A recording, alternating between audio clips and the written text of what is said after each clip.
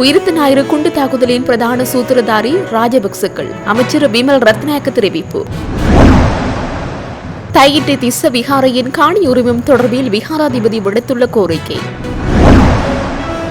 இடைநீக்கம் செய்யப்பட்ட பிரதி செயலாளர் நாயகம் மீதான விசாரணைகள் ஆரம்பம். பட்டதாரிகள் ஆசிரியர் சபையில் உள்ளிருப்பதற்காக வெளியிடப்பட்ட வர்த்தமானியில் கிழக்கு மாகாணம் புறக்கணிப்பு. வல்வெட்டித்துறையில் நடந்த தமிழ் கட்சிகளின் ஒற்றுமை மாநாடு, சிவாஜிலிங்கம் நினைவு பகிர்வு.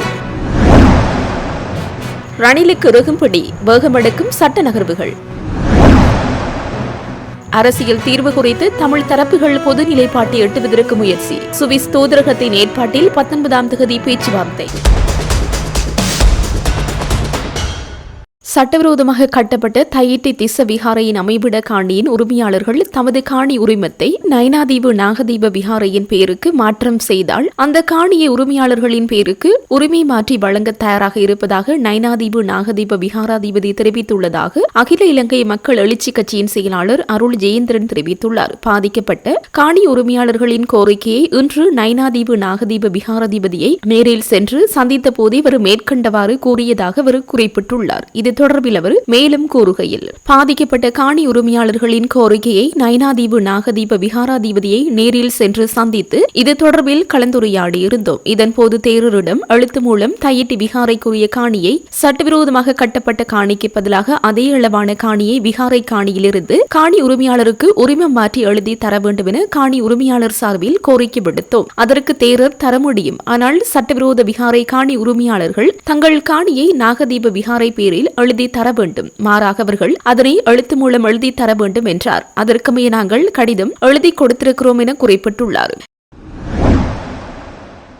இலங்கை நாடாளுமன்றத்தின் சபாநாயகர் ஜகத் விக்ரமரத்ன மற்றும் இடைநீக்கம் செய்யப்பட்ட பிரதி செயலாளர் நாயகம் சமிந்த குலரத்ன ஆகிய இருவருக்கும் எதிராக ஊழல் குற்றச்சாட்டுகள் விசாரணை செய்யப்பட உள்ளன. லஞ்சம் அல்லது ஊழல் பற்றிய பல முறைப்பாடுகளை விசாரணை செய்யும் ஆணைக்குழு இது தொடர்பான தீர்மானத்தை எடுத்துள்ளது. சமிந்த குலரத்னவினால் முன்வைக்கப்பட்ட 8 பிரதான குற்றச்சாட்டுகள் குறித்து சபாநாயகர் விசாரணைக்கு உள்ளாகிறார். முறையற்ற வகையில் 2 எரிபொருள் கொடுப்பனவுகளை பெறுதல், அதிகாரப்பூர்வ வாகனங்கள் மற்றும் நாடாளுமன்ற ஊடக உபகரணங்களை தவறாக பயன்படுத்துதல், நாடாளுமன்ற பணம் செலுத்தாமல் உணவு பெறுதல், நாடாளுமன்ற நிதியியல் விசாரணை அதிகாரி ஒருவரை சட்டவிரோதமாக நியமித்தல், 2 அதிகாரப்பூர்வ இல்லங்களை முறையற்ற வகையில் பயன்படுத்துதல், தகவல் அறியும் உரிமை சட்டத்தின் கீழ் தகவல்களை வழங்க தடுத்தல் உட்பட குற்றச்சாட்டுகள் அவர் மீது சுமத்தப்பட்டுள்ளன. ஆர் கண்ணன் என்பவர் வழங்கிய முறைப்பாட்டின் அடிப்படையில் சமிந்த குலரத்னவை நியமனம் சட்டவிரோதமானது என்ற குற்றச்சாட்டு விசாரணை செய்யப்பட உள்ளது. அதற்கு தகுதியான நடைமுறை பின்பற்றாமல் பிரதி செயலாளர் நாயகமாக நியமிக்கப்பட்டதாக கூறப்படுகிறது. இந்த நிலையில் முதற்கட்டமாக இது தொடர்பான ஆவணங்கள் நாடாளுமன்றத்திடமிருந்து பெற்றுக்கொள்ள லஞ்ச ஊழல் ஆணைக்குழு தீர்மானித்துள்ளது. ஆவணங்களை ஆய்வு செய்த பின்னர் சபாநாயகர் மற்றும் சமிந்த குலரத்ன ஆகியோருடன் வாக்குமூலங்கள் பதிவு செய்யப்படும் என்று தெரிய வருகிறது.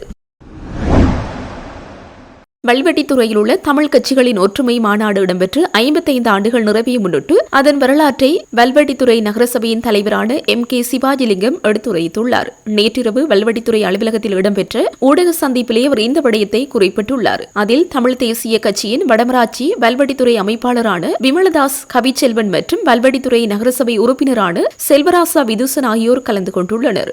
அனைவருக்கும் வணக்கம். இன்றைய இந்த ஊடக சந்திப்பினுடைய பிரதான நோக்கம் 55 ஆண்டுகளுக்கு முன்னர் நடைபெற்ற ஒரு வரலாற்று சம்பவம் பற்றிய ஒரு நினைவு பகிர்வை இன்றைய தினம் செய்யலாம் என்று இருக்கின்றோம். 1971ஆம் ஆண்டு பிப்ரவரி மாதம் 7ஆம் தேதி இதே நாளிலே 55 ஆண்டுகளுக்கு முன்னர் வல்வெட்டித்துறையினுடைய 3 பெரியார்கள், பின்னாளிலே நகரசபை தலைவராக இருந்த தமிழர் தேசிய தலைவர் மேதகு பிரபாகரன் அவர்களுடைய பெரிய தந்தையார் அமரர் ஞானமூர்த்தி அப்பா, அதே போல குமரப்பாவினுடைய பேரர் அமரர் சபாரத்னம் பிள்ளையப்பா, அதே போல இலங்கை நிர்வாக சபையிலே சிரேஷ்ட அதிகாரியாக கடமையாற்றிய வேட்பிள்ளையப்பா ஆகிய மூவரும் இணைந்து ஒரு தமிழ் கட்சிகளுடைய ஒற்றுமை மகாநாட்டை கூட்டியிருந்தார்கள் 71ஆம் ஆண்டு. 70ஆம் ஆண்டுக்கு பின்னர் திருமதி ஸ்ரீமாவ பண்டாரநாயக்கா தலைமையிலான அரசாங்கம் ஒரு புதிய அரசியலமைப்பை கொண்டு வர எடுத்த முயற்சியை தொடர்ந்து தமிழ் மக்களிடமே ஒற்றுமை வர என்ற அடிப்படையிலே அந்த 4 கட்சி அழைக்கப்பட்டு இலங்கை தமிழரசு கட்சி, அகில இலங்கை தமிழ் காங்கிரஸ், தமிழர் சுயாட்சி கழகம், திரு நவரத்னம் ஐயாவுடைய தலைமையிலான தமிழர் சுயாட்சி கழகம், அதே போல சி சுந்தரலிங்கம் ஐயாவினுடைய தலைமையிலான ஈழத்தமிழர் ஒற்றுமை முன்னணி ஆகிய 4 அரசியல் கட்சிகள் அழைக்கப்பட்டு அன்றைய யாழ்ப்பாண மாநகரத்தினுடைய மேயராக அமரர் நாகராஜா தலைமையிலே ஒற்றுமை மாநாடு நடைபெற்றது. அந்த ஒற்றுமை மாநாட்டுக்கு பல பாராளுமன்ற உறுப்பினர், நூற்றுக்கணக்கான அரசியல் கட்சிகளுடைய ஆதரவாளர்களும் கலந்து கொண்ட அந்த கூட்டத்திலே இலங்கை அரசாங்கத்தை நோக்கி 9 அம்ச கோரிக்கைகளை விடுவதென்றும் இந்த 4 கட்சிகளும் ஒற்றுமையாக இயங்குவது என்ற தீர்மானம் எடுக்கப்பட்ட பொழுது, நான் பாடசாலை மாணவன் 9ஆம் வகுப்பு படித்தவர். நாங்கள் அந்த கூட்டம் நடைபெற்ற இடத்திலே அவரர் எட்வர்ட் தங்கோடிவேல் ஐயா என்பவருடைய வீட்டிலே தான் அந்த கூட்டம் நடைபெற்றது. அதுக்கு கூட்டத்துக்கு வெளியிலே நாங்கள் எல்லாம் கூடியிருந்த பொழுது, தமிழர்களுடைய ஒற்றுமைக்கு கிடைத்த வெற்றி என்று வெளியிலே அறிவிக்கப்பட்ட பொழுது, பட்டாசுகள் வெடிக்க ஆயத்தமாகிய பொழுது நாங்கள் பட்டாசுகளை வாங்கி கொளுத்தி மகிழ்ச்சியிலே ஆரவாரப்பட்டதை இன்றைக்கு நான் நினைவு பார்க்கிறேன். 55 ஆண்டுகளுக்கு முன்னர் பிப்ரவரி மாதம் 7ஆம் தேதி 1971ஆம் ஆண்டிலே அது வல்லடிலே நடைபெற்ற அந்த ஒற்றுமை மாநாடு, அது 9 அம்ச கோரிக்கை பின்னர் 6 அம்சமாக சுருக்கப்பட்டு அன்றைய பிரதமர் திருமதி ஸ்ரீமோகா பண்டாரநாயக் அவர்களுக்கு அனுப்பி வைக்கப்பட்டது.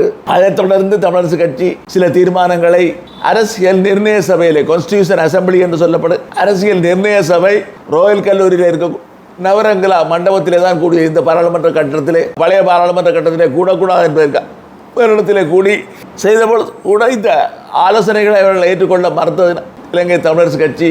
அப்பொழுது காங்கிரஸிலே 3 உறுப்பினர்களும் அரசாங்கத்தோடு சேர்ந்து காரணத்தால் இவர்கள் வெளிநடப்பு செய்தார்கள். அது பின்னாளிலே அந்த 3 ஒருவராக இருந்த திரு ஆனந்த் சங்கரையா அவர்கள் திருப்பி தமிழர் கூட்டணியோடு சேர்ந்து இணைந்து ஆரம்பித்தார். 72ஆம் ஆண்டு மே மாதம் 22ஆம் தேதி புதிய அரசியலமைப்பு உருவாக்கப்பட்ட பொழுது திருமணம் உத்தியோகபூர்வமாக கூடி தமிழர் கூட்டணி என்று உருவாக்கப்பட்டது. 1976ஆம் ஆண்டு வட்டுக்கோட்டையில் நடைபெற்ற மே மாதம் 14ஆம் தேதி நடைபெற்ற அந்த வட்டுக்கோட்டை தீர்மான பிரகடனத்திலே இது வல்வெட்டித்துறையில் கருவாகி திருகோணமலையில் உருவாகி என்ற வார்த்தைகள் இடம்பெற்றிருக்கின்றன. பலரது வல்வெட்டித்துறையிலே உருவாக்கப்பட்டதை உருவரைப்பு செய்வது தெரிந்தோ தெரியாமலோ இருந்த நிலைமைகள், வட்டுக்கோட்டை பிரகடனம் என்பது காலாகாலத்துக்கு இருக்க போகிறது, அதிலே இந்த விடயம் இடம்பெற்றிருக்கிறது. அந்த பெரியார்களுடைய முயற்சி தான் பின்னாளிலே தமிழர் கூட்டணியாக 1976ஆம் ஆண்டு மே மாதம் 14 தமிழர் விடுதலை கூட்டணி என்று பெயர் மாற்றப்பட்டு வட்டுக்கோட்டு பிரகடனத்தை தன்னாட்டு தமிழீழம் என்ற தீர்மானம் எடுத்து 1977ஆம் ஆண்டிலே பாராளுமன்ற பொதுத் தேர்தலில் அது ஒரு அபிப்பிராய வாக்கெடுப்பாக, தமிழகத்துக்கான வாக்கெடுப்பாக நடைபெற்று பெருமளவிலே 19 தமிழ் தொகுதிகளிலே 18 தமிழ் தொகுதிகளிலே பெருவெற்றி பெற்று 5 லட்சத்துக்கு மேற்பட்ட வாக்குகளுக்கு ஆதரவாக தமிழகத்துக்கு ஆதரவாக அளிக்கப்பட்டது. இது ஒரு வரலாற்று முக்கியத்துவம். அந்த இதை காலகாலமாக நாங்கள் நினைவு கூற வேண்டும். இப்பொழுதும் ஒரு புதிய அரசியலமைப்பை கொண்டு வர வேண்டும் வந்திருக்கின்ற வரலாற்று சந்தர்ப்பத்திலே நாங்கள் அனைத்து தமிழ் கட்சிகளும் ஒன்றுபட்டு ஓரணியாக திரள என்ற ஒரே அணியாக சேர வேண்டும் என்றல்ல, ஒரு பொது உடன்பாட்டை நாங்கள் உலகத்துக்கு புலம்பெயர் தேசத்தில் இருக்கிறவர்களுக்கும் அதே போல தாய் தமிழகத்தில் இருப்பவர்களும் நாங்களும் ஒரே கோரிக்கையை நாங்கள் வைப்போமாக இருந்தால் அது மிகவும் பலம் பொருந்தியதாக இருக்கும். அதை விடுத்து நாங்கள் சிதறண்டு இருந்தால் ஈழத்தமிழினத்துக்கு வாழ்வில்லை, விடுவில்லை. அந்த வகையிலே தான் அந்த நாளை நாங்கள் பெரிய அளவிலே இங்கே அனுஷ்டிக்க முடியாவிட்டாலும் கூட இன்றைக்கு எங்களுடைய கட்சி அலுவலகத்திலே இதை பற்றி ஒரு செய்தியாளர் மாநாட்டை நடத்தி இந்த கருத்துக்களை சொன்னது கூட எங்களுக்கு ஓரளவு மன திருப்தியை தருகின்றது. அந்த வகையிலே தமிழர்களுடைய ஒற்றுமை தான் ஒரு நடைமுறை அரசாங்கத்தை கிளிநொச்சியிலே தலைநகராக கொண்டு தமிழீழ விடுதலை புலிகள் முப்படைகளின் உதவியோடு நடத்திய அந்த அரசாங்கம் சர்வதேச சதி காரணமாக வீழ்ச்சி அடைந்திருந்தாலும் கூட அது விட்டு சென்ற பாதை இப்பொழுது சர்வதேச அரங்கின் கதவுகளை தட்டி கொண்டிருக்கின்றன.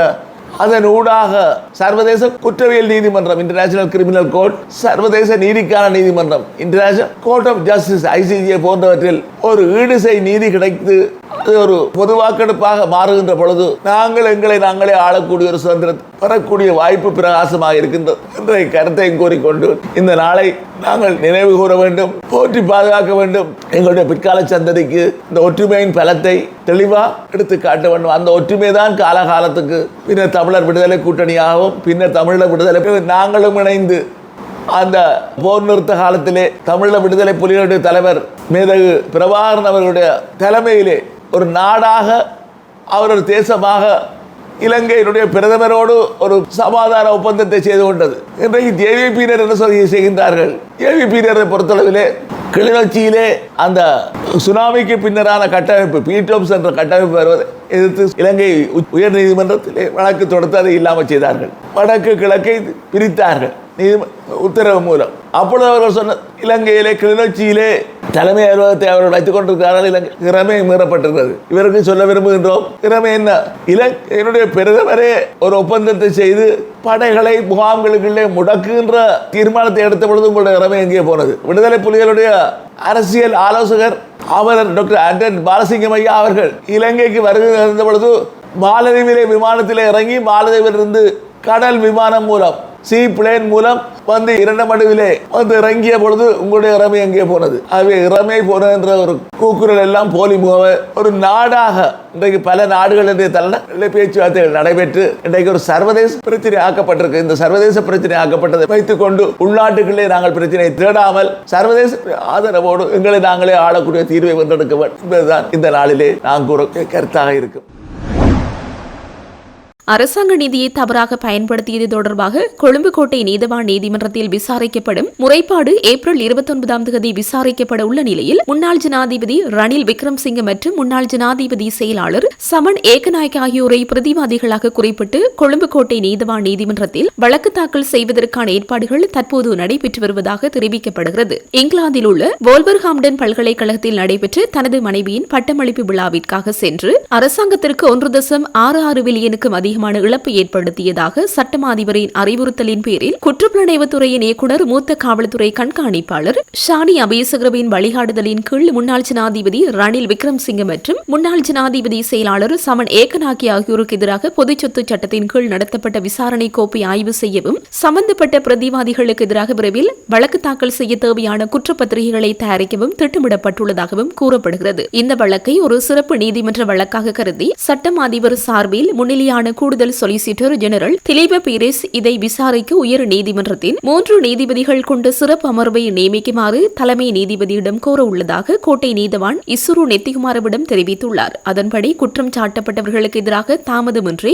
குற்றப்பத்திரிகையை தாக்கல் செய்து ஏப்ரல் 29ஆம் தேதிக்கு முன் நீதிமன்றத்தில் அறிக்கை சமர்ப்பிக்குமாறு நீதவான் சட்டம் அதிபருக்கு அறிவுறுத்தியுள்ளார். இந்த வழக்கில் 2வது சந்தேக நபராக பெயரிடப்பட்டுள்ள முன்னாள் ஜனாதிபதி செயலாளர் ஏகநாயக்க பண்டார முதியன் செலாகே சோமிராச பண்டாரநாயக்க ஏகநாயக் அல்லது சமன் ஏகநாயக் இந்த மாதம் 11ஆம் தேதி வரை விளக்கமறியலில் வைக்கப்பட்டுள்ளார். சந்தேக நபரான முன்னாள் ஜனாதிபதி செயலாளர் சமன் ஏகநாயக்கவின் கையெழுத்து பரிசோதனை நடாத்தப்பட உள்ளது. அதன்படி குற்றப்புலனாய்வுத்துறை அதிகாரிகள் சட்டம் அதிபரின் அறிவுறுத்தலின் பேரில் சந்தேக நபரை அரசாங்க கையெழுத்து ஆய்வாளரின் முன் முற்படுத்தி அறிக்கை பெற நீதிமன்ற உத்தரவை பெற உள்ளதாக தெரிவிக்கப்படுகிறது. சந்தேக நபரான முன்னாள் ஜனாதிபதி ரணில் விக்ரம்சிங்க தொடர்பான எழுத்துப்பூர்வ வாக்குமூலங்கள் அவரது மூத்த ஜனாதிபதி வழக்கறிஞர் மூலம் சட்டம் அதிபர் திணைக்களத்திற்கு அனுப்பப்பட்டுள்ளதாகவும் தெரிவிக்கப்படுகிறது. இனப்பிரச்சினைக்கான அரசியல் தீர்வு விடயத்தில் தமிழ் தரப்புகள் அனைத்தையும் ஒருமித்த நிலைப்பாட்டுக்கு கொண்டுவரும் நோக்கில் சுவிட்சர்லாந்து தூதரகத்தின் ஏற்பாட்டில் எதிர்வரும் 19ஆம் தேதி தமிழ் தேசிய கட்சிகளின் பிரதிநிதிகளுக்கு இடையிலான விசேட சந்திப்பொன்று கொழும்பில் நடைபெறவுள்ளது. இலங்கை சுவிட்சர்லாந்து பாராளுமன்ற நட்புறவு சங்கத்துடன் கூட்டிணைந்து சுவிட்சர்லாந்து அரசாங்கத்தின் ஏற்பாட்டில் அந்நாட்டின் கூட்டாட்சி அரசியல் முறைமை மற்றும் தேசிய ஒருமைப்பாடு வலுவாக்கம் என்பன பற்றி இலங்கையின் ஆளும் மற்றும் எதிர்க்கட்சிகளை பிரதிநிதித்துவப்படுத்தும் உறுப்பினர்களுக்கு தெளிவூட்டும் வகையிலான செயலமர்வு ஒன்று கடந்த ஆண்டு செப்டம்பர் மாதம் 14 தொடக்கம் 21ஆம் தேதி வரை சுவிட்சர்லாந்தில் நடைபெற்றது. அச்செயலமர்வில் தேசிய மக்கள் சக்தியின் சார்பில் அமைச்சர் கலாநிதி உபாலி பன்னிலகே, பிரதியமைச்சர் முனீர் முல்லப்பர், பாராளுமன்ற உறுப்பினரும் தேசிய மக்கள் சக்தியின் பொதுச் செயலாளருமான நிஹால் அபேசிங்க, பாராளுமன்ற உறுப்பினர்களான சந்திம ஹெட்டியாராச்சி, நிலந்தி கொட்டகச்சி, சமன்மலை குணசிங் ஆகியோரும் பிரதான எதிர்க்கட்சியான ஐக்கிய மக்கள் சக்தியின் சார்பில் பாராளுமன்ற உறுப்பினர் ஜேசி அலவத்தலவும், இலங்கை தமிழரசு கட்சியின் சார்பில் பாராளுமன்ற உறுப்பினர் பத்மநாதன் சத்தியலிங்கமும், அகில இலங்கை தமிழ் காங்கிரஸ் சார்பில் பாராளுமன்ற உறுப்பினர் கஜேந்திரகுமார் பொன்னம்பலவும், ஐக்கிய தேசிய கட்சியின் சார்பில் அதன் பொதுச் செயலாளரும் முன்னாள் பாராளுமன்ற உறுப்பினருமான தலதா அத்துகோரளவும், ஜனநாயக தமிழ் தேசிய கூட்டணியின் சார்பில் அதன் ஊடக பேச்சாளர் சுரேஷ் பிரேமச்சந்திரனும், மக்கள் விடுதலை முன்னணியின் உறுப்பினர் டபிள்யூ பத்மா மஞ்சுளவும், தேசிய மக்கள் சக்தியின் உறுப்பினரும் யாழ் மாவட்ட அபிவிருத்தி குழு தலைவருக்கான ஒருங்கிணைப்பு செயலாளருமான கபிலன் சுந்தரமூர்த்தியும் கலந்து கொண்டிருந்தனர். அச்செயலமர்வின் போது சுவிட்சர்லாந்தின் அரசியல் முறைமை மற்றும் இருதரப்பு உறவுகள், சுவிட்சர்லாந்தின் கூட்டாட்சி முறைமை ஆழமாக புரிந்து கொள்ளல் ஆகிய தலைப்புகளில் இலங்கை அரசியல் கட்சிகளின் பிரதிநிதிகளுக்கு விரிவான தெளிவூட்டல்கள் வழங்கப்பட்டதுடன் அதனுடன் தொடர்புடைய முக்கிய கட்டமைப்புகளுக்கான கள விஜயங்கள் மற்றும் உயர்மட்ட சந்திப்புகள் என்பனவும் இடம்பெற்றன.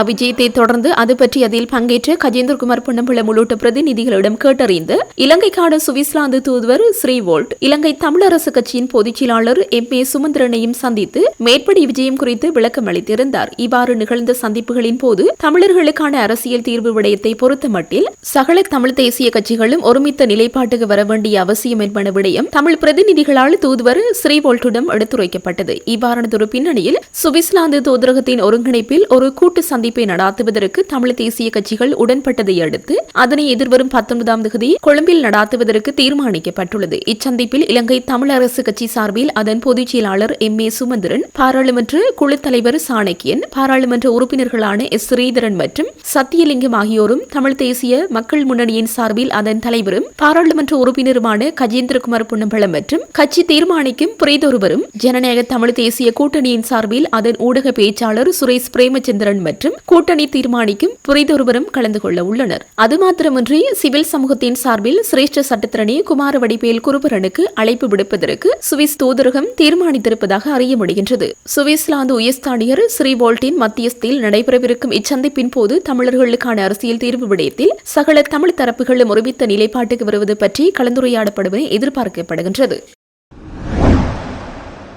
உயிர்த்த ஞாயிறு குண்டு தாக்குதல் சம்பவத்தின் படுகொலையாளிகளின் நிலைப்பாட்டை எதிர்க்கட்சி தற்போது கொண்டுள்ளது. வழக்கு விசாரணைகளை துரிதப்படுத்துவதில் என்ன பிரச்சினை உள்ளது? அமைச்சரின் உத்தியபூர்வ இல்லத்தை நீதிமன்றமாக மாற்றியமைத்து வழக்கு விசாரணைகளை துரிதப்படுத்துவது குண்டு தாக்குதலால் பாதிக்கப்பட்டவர்களுக்கு நன்மையாக அமையுமா அல்லது தீமையாக அமையுமா? வழக்கு விசாரணையை நாளாந்த முன்னெடுக்காமல் புதுக்கடை நீதிமன்றத்தில் 3 மாதத்திற்கு ஒரு முறையா விசாரிக்க வேண்டும். குண்டு தாக்குதலை செய்தது யார்? அரசியல் பிரதான சூத்திரதாரி யார் என்பதையும் அறிவார்கள். அது ராஜபக்சர்கள் என்பதையும் அறிவார்கள் என சபை முதல்வரும் அமைச்சருமான பிமல் ரத்நாயக்க தெரிவித்தார். உயிர்த்த ஞாயிறு குண்டு தாக்குதல்கள் தொடர்பான விசாரணைகளை விரைவாக முன்னெடுக்க வேண்டும். உண்மையை பகிரங்கப்படுத்த வேண்டும். குற்றவாளிகளுக்கு தண்டனை வழங்க வேண்டும் என்று எதிர்க்கட்சியினர் குறிப்பிடுகின்றார்கள். ஆனால் சொல்வதற்கு முரணாக செயற்படுகின்றார்கள். குண்டு தாக்குதல்கள் தொடர்பான விசாரணைகள் காட்டு நீதிமன்றத்தில் இடம்பெறுகிறது. அமைச்சரின் பங்களாவில் விசாரணை நடவடிக்கைகள் முன்னெடுக்கப்படுகிறது. விசாரணைகள் தினசரி இடம்பெறுவதால் சாட்சியாளர்களுக்கும் சட்டத்தரணிகளுக்கும் முன்னிலையாவதற்கு கடினமாக உள்ளது. அதேபோல் பிரதான சூத்திரதாரி இல்லாமல் வழக்கு விசாரணை முன்னெடுக்கப்படுவதாக குறிப்பிடுகிறார்கள்.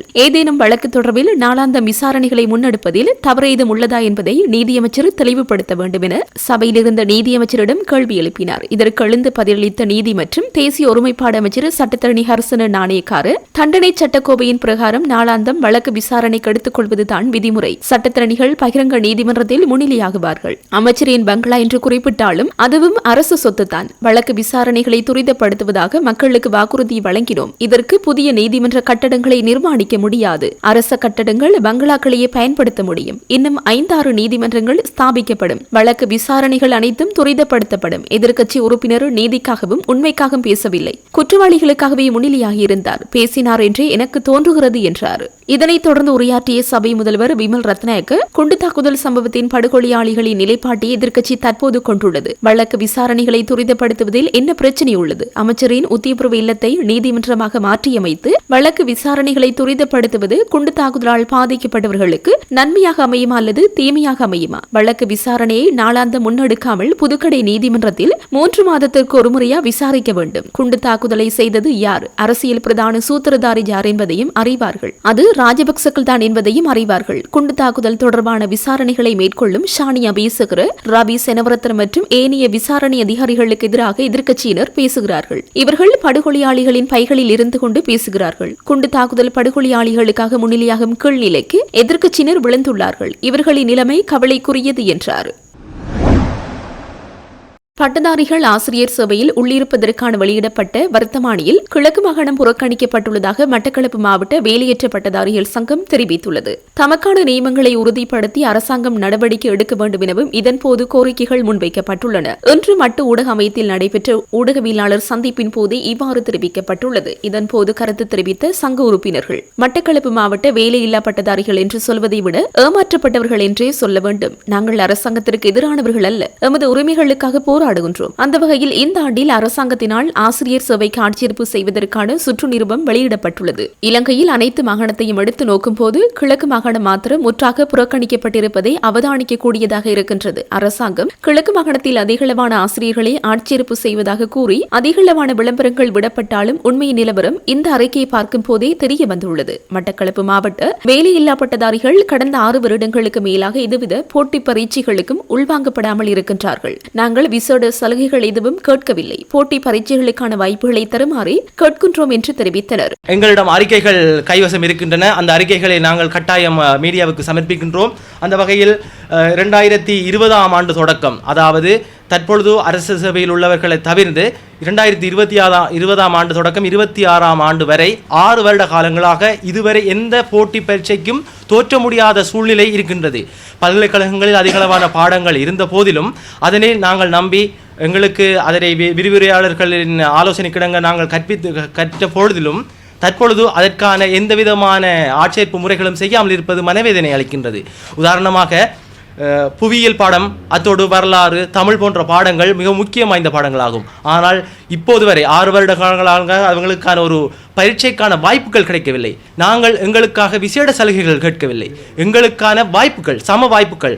இப்போது கூட அரச ஆசிரியருக்கான ஆட்சேர்ப்பு முறைகளின் போது பட்டதாரிகள், வேலையில்லாமல் இருக்கும் பட்டதாரிகளுக்கான வேலை வாய்ப்புகளுக்கான பரீட்சை கட்டணம் 2700 ரூபாய் அளிக்கப்பட்ட போதிலும் எந்த நம்பிக்கையில் அந்த பரீட்சைக்கு தோற்ற முடியும்? ஏனென்றால் இதுவரை எந்த விதமான வேக்கன்சிகளும் அதில் காட்டப்படவில்லை என்பதுதான் மிகவும் மனவேதனை அளிக்கின்றது.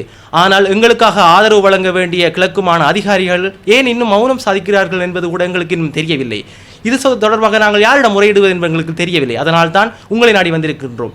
தயவு செய்ததற்கான தீர்வுகளை எங்களுடைய அதிகாரிகள் எங்களுக்கு பெற்றுத்தர வேண்டும்.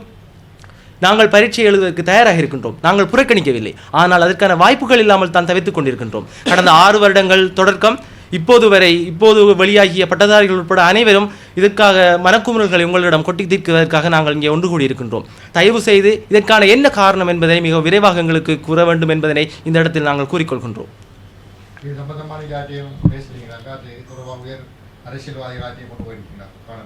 நாங்கள் இது தொடர்பாக அதிகளவான போராட்டங்கள், ஆர்ப்பாட்டங்கள், மகஜர்கள் என்பன ஆளுநர் உட்பட அனைவருக்குமான மகஜர்களை நாங்கள் அளிக்கின்றோம்.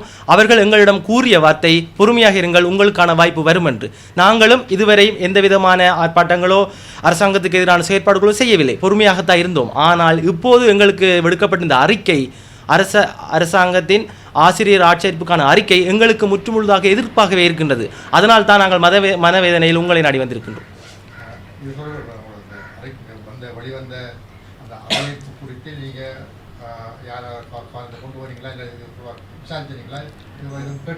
இதில் முக்கியமான ஒரு காரணம் என்னவென்றால், எங்களுக்கு முதலில் விடுக்கப்பட்ட அறிக்கையானது சிங்கள மொழியில் இருந்தது. அதனால் எங்களுக்கு விரிவாக அதனை ஆராய முடியாத காரணம் இருந்தது.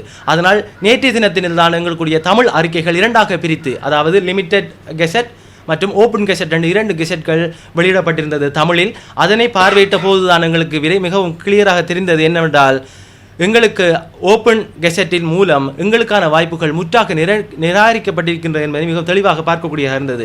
அதனால் அந்த குறுகிய காலத்துக்குள், இப்போ அநேகமாக இப்போது கெசட் வெளியாகியதால் எங்களுக்கு இந்த குறுகிய காலத்துக்குள் யாரிடம் சென்று முறையிடுவது, இதற்கு முன்பு முறையிட்டதற்கான எந்தவித பதிலும் கிடைக்காத காரணத்தினால் தான் நாங்கள் உங்களை நாடி வந்திருக்கின்றோம். எங்களுக்கான கோரிக்கை, எங்களுக்கு விசேட சலுகைகள் தேவையில்லை. நாங்கள் அரசாங்கத்துக்கு எதிரானவர்களும் இல்லை. எங்களுக்கு தேவையானது அனைவருக்கும் வழங்கப்படும் சம உரிமை எங்களுக்கும் தேவை. உதாரணமாக 6 வருட காலங்களாக எந்தவித போட்டி பரீட்சையும் இல்லாமல் இருக்கும் காரணத்தில் என்னத்திற்காக பல்கலைக்கழகத்தில் இந்த பாடங்களை பரிந்துரை செய்கிறீர்கள்? பல்கலைக்கழகத்தை நம்பி மாணவர்கள் செல்வது என்னத்திற்காக? ஒரு அரச வேலை என்பது நாங்கள் குறிப்பிட்ட ஒரு வேலையை கேட்பதில்லை. ஒரு போட்டி பரீட்சை என்பது எங்களுக்கான ஒரு வளப்படுத்தல் செயற்பாடு. ஆனால் அதற்கான வாய்ப்பு இல்லாமல் போகும்போது தான் எங்களுடைய குமுறல்கள் வெளிவருகின்றது. அனைத்து ஊடக நண்பர்களுக்கும் சக பட்டதாரிகளுக்கும் வணக்கம். என்னென்னா, நாங்கள் ஆரம்ப காலத்தில் காந்தி பார்க்கில் வேலையில்லா பட்டதாரி சங்கம் பல ஆர்ப்பாட்டங்கள், பல மகஜர்கள், பல பிரமுகர்களை சந்திச்சினாங்க. அந்த காலத்தில் ஜனாதிபதியாக இருந்த ரணில் விக்ரமசிங்கே, மற்றது எங்களோட ஆர்ப்பாட்ட தளத்துக்கு வந்த சஜித் பிரேமதாஸ் அவர்களோட மகஜர் கையெழுத்தோம், ஆளுநரை சந்தித்தோம். நாங்கள் எல்லாம் செஞ்சு எங்களுக்கான ஒரு வாய்ப்பு ஒன்று இல்லாமல் இருக்குது. அதுபோன்று இந்த எக்ஸாம் 2 வகையாக நடக்குது. ஒன்று லிமிட்டட், ஓப்பன். அந்த லிமிட்டடுக்குள்ளே பார்த்தோம்னா கிழக்கு மாகாணத்தில் இப்போ தற்போதைய டெவலப்மெண்ட், அதாவது அபிவிருத்தி உத்தியோகஸ்தர்கள், அதாவது டிஓவாக இருக்கிறவங்களுக்கு அனைத்து விதமான பாடங்களும் உள்வாங்கப்பட்டிருக்கு. அதே வேளையில் எங்களோட திறந்த போட்டி பரீட்சை பார்த்தோம்னா கிழக்கு மாகாணத்தில் ஒரு சில பாடங்கள் தான், அதுக்கும் 1-2 பாடங்கள் தான். மற்றதெல்லாம் வெறும் எம்டியாகவே இருக்குது. அப்போ அதை பார்த்துட்டு சரி தேசிய பாடசாலைக்கு நான் பார்ப்பேன், தேசிய பாடசாலை கிழக்கு மாகாணத்தில் கோல் பண்ணவே இல்லை. அப்போ மற்ற மாகாணத்தை பார்க்கக்குள்ள எங்களுக்கு ஏன் இந்த புறக்கணிப்பு? நாங்கள் இவ்வளோ ஆர்ப்பாடம் செஞ்சு இவ்வளோ கஷ்டப்பட்டு பல்கலைக்கழகத்தில் முடித்து வந்து இது எங்களுக்கு மட்டுமான குமுறை இல்லை, எல்லா பெற்றோர்களுக்கும் இதை பார்த்து கொண்டிருக்கிற நாளைக்கு உங்களோட சந்ததிக்கும் நடக்கிற ஒரு அநியாயம் தான் இது. நாங்கள் எங்களோட பிரச்சனை மட்டும் இல்லை, இது எல்லாரும் சம்மந்தப்பட்ட பிரச்சனை. இதால் பாதிக்கப்படுறது ஒவ்வொரு பட்டதாரியும் இப்போ வரைக்கும் அவனுக்கான ஒரு மரியாதையோ எதுவுமே இல்லை. இப்போ வரைக்கும் எல்லாரும் ஒரு வேலையை தான் செஞ்சு கொண்டு இருக்கிறாங்க. பட்டதாரி என்றாலே இப்போ பெரும்பாலும் ஆரம்பத்தில் சொல்லுவாங்க பட்டதாரி யூனிவர்சிட்டி என்றால் ஒரு பெருமையாக இருக்குது. ஆனால் இந்த காலத்தில் பட்டதாரி என்றது ஒரு அப்படி பெருமைப்படுற ஒரு விஷயம் இல்லை. ஏன்னா கஷ்டப்படுறதெல்லாம் பட்டதாரி தான். தற்போதைய போய் சொல்கிறது இப்போ மேசம் வேலை அந்த வேலை எல்லாரும் எல்லா வேலையும் செய்கிறாங்க எல்லா பட்டதாரியும். இதுக்கு காரணமாக இந்த இதுக்கு கொண்டு வந்தது யார்? மற்றது எங்களுக்கு இப்போ இந்த இது கோல் பண்ணி இன்னொரு 5 வருஷத்துக்கு பிறகு தான் அடுத்த டீச்சிங் கோல் பண்ணுவாங்க. இப்போ அது வர காலமும் எங்களோட வயது போய் கொண்டு இருக்குது. அப்போ வயது ஒரு பிரச்சனையாக இருக்குது. இப்போ தற்போதைக்கு 45 வயது வரைக்கும் லிமிட்டட் பண்ணுவாங்க. அடுத்த வருஷம் எத்தனை வயது வரைக்கும் லிமிட் பண்ணுறாங்களோ எங்களுக்கு தெரியலை. இதற்கான ஒரு முடிவை இந்த அரசு அது சம்மந்தப்பட்டவர்கள் நாங்கள் நிறைய ஆர்டிஐ போட்டோம். நாங்கள் எங்களுக்கு இங்கே நிறைய வேலை வாய்ப்பு இருக்குது. புவியியல் பாடம், வரலாறு எல்லா பாடத்துக்கும் இங்கே எல்லா வேலை வாய்ப்பும் இருக்குது. ஏன்னா நாங்கள் போன ஆர்ப்பாட்டத்தில் ஆர்டிஐ போட்டு தகவல் உரிமை சட்டத்தில் நிறைய கார்டர்கள் எடுத்தோம். ஆனால் இது எங்களுக்கு ஏன் இப்படியான ஒரு அநியாயம் நடந்தது? இது சம்மந்தப்பட்ட கிழக்கு மாகாண அதிகாரிகள் மற்ற இது சம்மந்தப்பட்டவர்கள் எங்களுக்குரிய நியாயத்தை மிக முக்கியமாக பெற்றுத்தரணும்.